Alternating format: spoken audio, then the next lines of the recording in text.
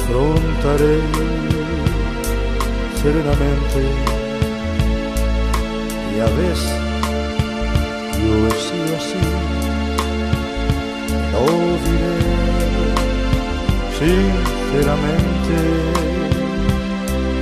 Viví la intensidad y no encontré jamás fronteras. Jugué sin descansar a mi manera.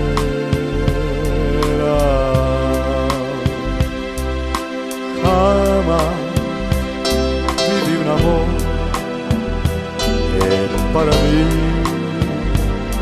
fuera importante.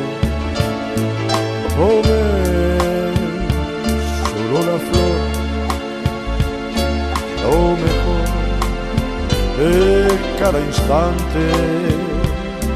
Viajé y disfruté, no sé si más que otro cualquiera, si bien todo ello fue a mi manera. Tal vez lloré, tal vez reí, tal vez gané, tal vez perdí.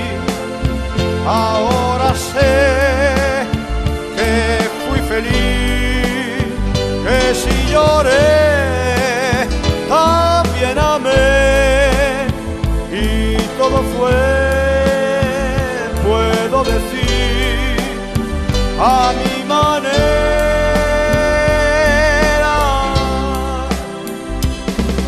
Quizás también dudé cuando mejor me divertía. Quizás yo desprecié aquello que no comprendía. Hoy sé que firme fui y que afronté ser como era, y así podré seguir a mi manera.